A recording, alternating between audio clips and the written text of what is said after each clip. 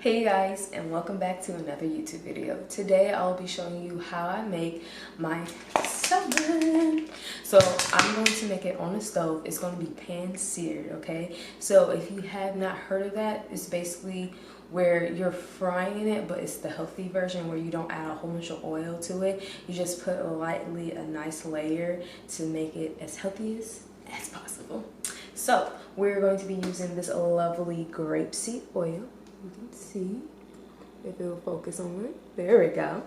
And here are the nutrition facts. Let's see. It doesn't like us today, you guys. It doesn't like us today. There we go. So, if you can't see it, it was 120 calories. It's 14 grams of fat, 0 sodium, 0 carb, 0 protein. So, get you some of this. And then lastly, what we're going to be seasoning the fish with is the Old Bay seasoning. This is what I use for all of my, seafood. When I make, my shrimp and my fish, this is what I use. Stay true by all that good jazz. So all it is just sodium, of course, but 0 calories, 0 fats, 0 carbs, 0 proteins, all that good jazz. Because today my camera doesn't want to focus. Yes. All right, so let's get started. All right, so while we are seasoning the fish, we need to get the oil nice and warm. So I usually put it around like halfway, like 5 or 6 if you have that type of oven / stove. That's usually like what I put it on, which would be like medium for people that have like different, oven / stoves.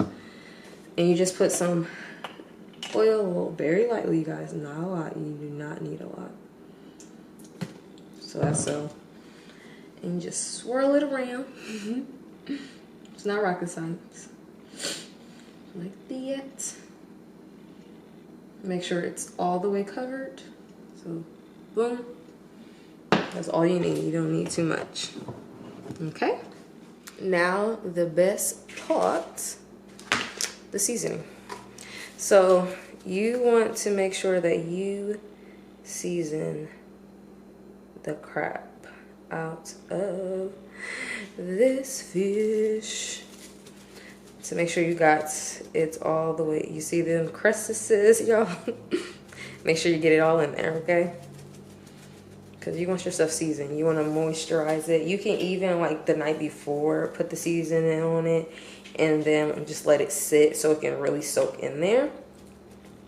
So you can really taste it after you cook it. But if you're short on time, this is the way to do it. All right. So the reason why it looks like this is because it had the skin layer where it still had like the gills. I didn't show that, but basically I just peeled it off because I don't like that part.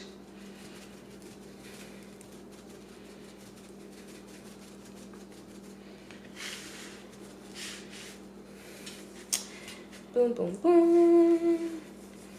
Just literally just rub it in there, you guys. It's really easy. Nothing too crazy. But just make sure you have enough. And don't forget the sides. Don't forget the sides. Okay. I just want to moisturize that in there.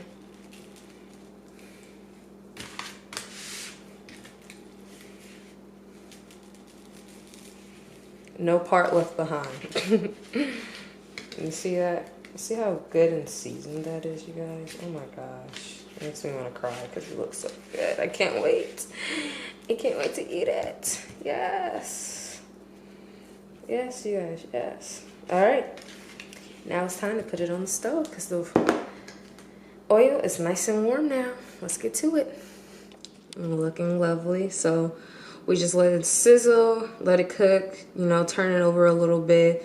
See how it's looking on one side. Once it's, cooking for about 5 minutes, flip it over, do the other side. Now, since this area right here is more thinner than this area, which is more thicker, this is going to take less time than this is to cook. So because of that, what you can do is always slice it up and like take that part out, you know, put it in a container, and then let this cook longer. And then to make sure that it's fully cooked, always take a knife and just slice it open. You can even just slice it right in half, or this way, it doesn't matter, whatever your preference is, and then cook it that way, just to make sure that it's cooked all the way through, because you don't want raw meat, you guys. That's gross. So that's usually what I do, especially when I'm doing it on the stove and not like in the oven, or, you know, doing an air fried or something like that. So now we just let it cook, and then we'll see the final results in 5 to 20 minutes, just depending on how long and how crispy you want it. It all depends, you guys. So everybody's different. Some people be like, oh, I want it to be, you know, tougher, or, you know, falling apart. It just really depends on that. And then also how high you have your heat as well. So if you have, the lower you have your heat, the longer it's going to take to cook. That's why I said, you know, 5 to 20 minutes. Well, it's not going to be done in 5 minutes, but you know what I mean. But the higher you have it, the quicker it's going to take to cook. So yeah, see you soon. All right, guys, here is the final product. So I broke it up. Of course, I can't put one big piece in here because how big it was and how small this bowl is. But yes, so when it's time for me to eat it, I will get my measuring plate out and put it on there, measure out for 4 to 6 ounces with my veggies and all that good jazz, and eat it for dinner for the week, okay? So if you guys have any questions on how I made this lovely salmon of mine, please comment below. Don't forget to like this video if you like to see more like this of how I cook my food from, you know, a week-to-week basis, because I try to switch it up every, you know, couple weeks and stuff, because I'm a plain Jane type of person. I can literally eat the same thing for like 3 weeks in a row. So I try to switch it up just for you guys to see the different things that you can eat that are healthy throughout the week. And if you haven't subscribed, make sure you subscribe and hit that notification bell, because we post every Wednesday. Bye, you guys. This will end. No, nothing scares me anymore.